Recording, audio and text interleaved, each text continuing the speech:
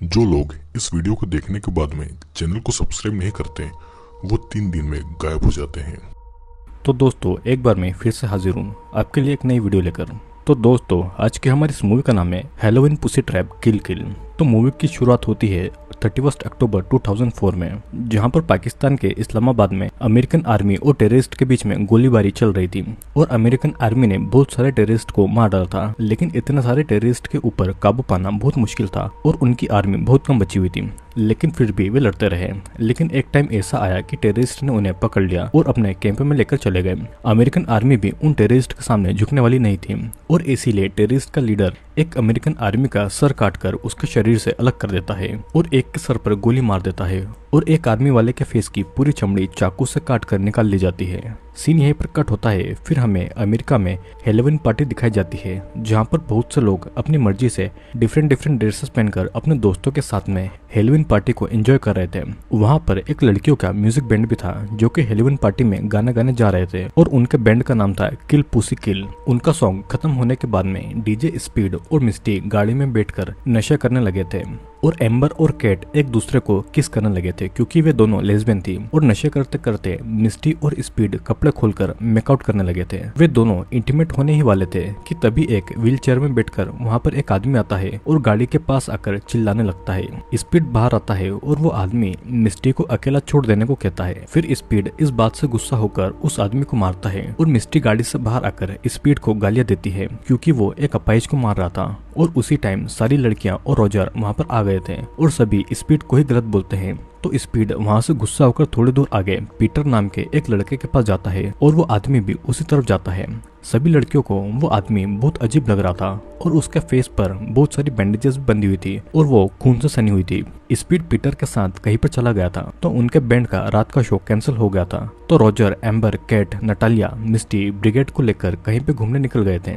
अब रास्ते में वो एक गैस स्टेशन पर रुकते हैं और आपको तो ये पता ही है हॉरर थ्रिलर और स्लेशर मूवी में गैस स्टेशन न आए ये हो ही नहीं सकता। मिस्टी कार से निकलकर उस गैस स्टेशन के अंदर जाती है और फ्यूल डलवाने के बाद में वे लोग मिस्टी का वेट करते हैं पर वो अंदर से नहीं आती है। तब ब्रिगेड अंदर देखने जाती है पर अंदर कोई नहीं था। सभी मिस्टी को ढूंढते हैं पर वो उन्हें कहीं नहीं मिलती और न ही उसका फोन लग रहा था। तभी वहाँ पर डेल नाम का एक आदमी आता है और वो लोग उसे मिस्टी के बारे में पूछते हैं। डेल वहीं पे काम करता था और वो इतने ज्यादा नशे में था कि वो उनके किसी भी सवाल का जवाब ठीक से नहीं दे पा रहा था। मिस्टी का कोई पता नहीं था तो वे सभी वहाँ से निकलकर मिस्टी को बाद में ढूंढने आने वाले थे। लेकिन अब उनकी गाड़ी स्टार्ट ही नहीं हो रही थी क्योंकि गाड़ी की बैटरी पूरी तरीके से जल गई थी और वो अब ठीक नहीं हो सकती थी। एम्बर डेल से दूसरी कार के बारे में पूछती है। डेल बताता है कि उन्हें वहाँ से कुछ दूर एक कार मिल सकती है। वो ये भी कहता है कि बाद में वो उनकी कार को ठीक कर देगा। वे सभी डेल की कार में बैठकर निकल जाते हैं और डेल उनको एक घर के सामने लेकर आ जाता है जहाँ पर हैलोवीन के कुछ साइंस लटके हुए थे और उन सभी को लगता है कि वहाँ पर हैलोवीन की पार्टी हो रही है। पर अचानक डेल एक गैस मास्क पहनकर कार में एक गैस छोड़ देता है और वो एम्बर को एक मुक्का मारकर उसे बेहोश कर देता है। सभी बहुत डर जाते हैं और कुछ देर के बाद सभी बेहोश हो गए थे। डेल एम्बर को उठाकर घर के अंदर एक बेसमेंट में ले जाता है और कुछ देर के बाद में नटालिया को होश आता है तो कैट उससे कहती है कि उसने हमें यहाँ पर ट्रैप करके रखा हुआ है।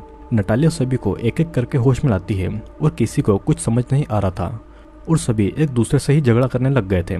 कैट एक लोहे का रॉड लेकर उस रूम की दीवार पर मारती है पर इतनी मजबूत दीवार ऐसे ही थोड़ी ना टूटने वाली थी। तभी उस रूम में एक आवाज गूंजती है कि तुम सभी एक वार गेम में हो और तुम्हें 3 रूम को पार करना होगा तभी तुम यहाँ से निकल सकते हो। लेकिन दूसरे रूम तक जाने के लिए किसी एक को खुद मरना या फिर किसी और को उसे मारना होगा, मतलब कि किसी न किसी को अपनी जान देनी होगी। कैट को उस आदमी की आवाज याद आती है कि ये वही आदमी है जो कि व्हीलचेयर पर था। लेकिन खेल के पहले वो आदमी एक एक्सपेरिमेंट उन पर करता है।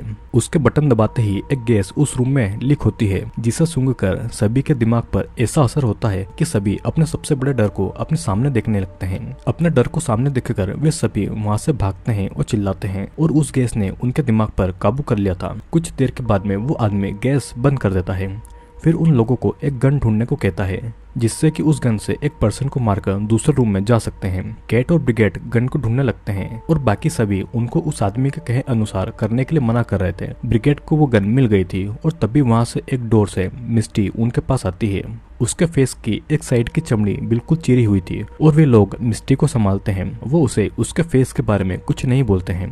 ब्रिगेड वहाँ से निकलने के लिए किसी पर गन चलाने वाली थी और सभी उसको ऐसा करने से रोकते हैं। अगर उसने अपना डिसीजन 30 सेकंड में नहीं लिया तो उनके साथ कुछ बुरा होगा, लेकिन ब्रिगेड किसी को भी मार नहीं पाती है और 30 सेकंड पूरे होते ही वहाँ की पाइप से एसिड गिरने लगता है और सभी के शरीर एसिड में जलने लगते हैं। सभी तड़पने और चिल्लाने भी लगते हैं और रॉजर एसिड के पाइप को अलग करने की कोशिश भी करता है, पर वो ऐसा नहीं कर पाता है। अब कुछ टाइम के बाद में एसिड गिरना रुक जाता है और सभी के शरीर पर जलने के निशान बन गए थे। उनके शरीर से खून निकल रहा था और वो आदमी फिर से एक गैस को छोड़ता है और उनको आखिरी मौका देता है अपना डिसीजन लेने का। ब्रिगेड ये सब सहन नहीं कर पा रही थी और वो रॉजर पर गोली चला देती है, पर गैस की वजह से उसे कुछ नजर नहीं आ रहा था, तो एक ही गोली से रॉजर और मिस्टी दोनों मारे जाते हैं और उनके मरते ही वो गैस भी अब रुक गई थी और तभी अगले रूम का डोर खुलता है।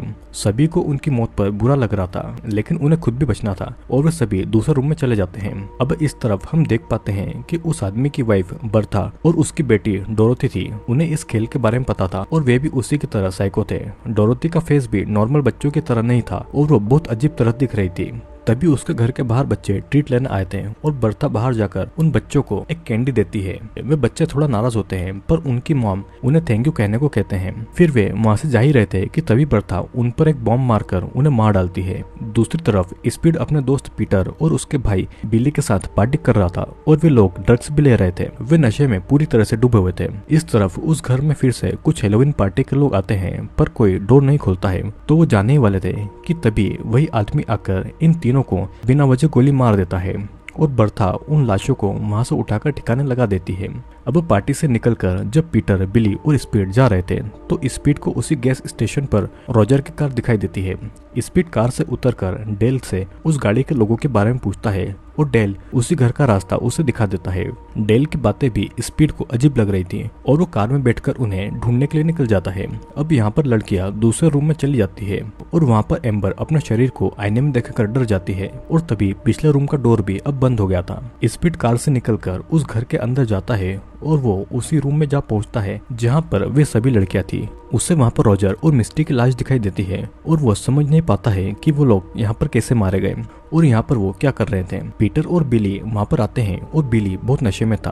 अब तीनों के अंदर आते ही उस रूम का डोर अपने आप बंद हो जाता है। वे दरवाजा खोलने की कोशिश करते हैं, लेकिन उसका कोई फायदा नहीं होता और ना ही वहाँ पर कोई फोन का सिग्नल भी आता है। वो आदमी उनको भी वहाँ के सीक्रेट गेम के बारे में बताता है, पर उन तीनों को कुछ समझ नहीं आ रहा था। अब सभी लड़कियों को यही टेंशन था कि उनमें से अब कौन मरेगा और वे सभी चाहकर भी एक साथ वहाँ से नहीं निकल सकते थे। वो आदमी उन्हें पास के रूम में लड़कों की आवाज सुनाता है और कैट को पता लगता है कि वो स्पीड है।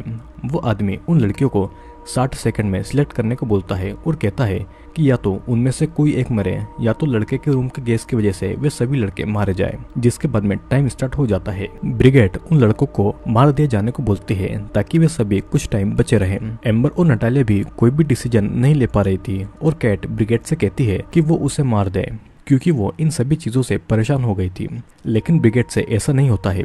अब लड़कों के रूम में गैस लीक होती है और उनको सांस नहीं आ रही थी।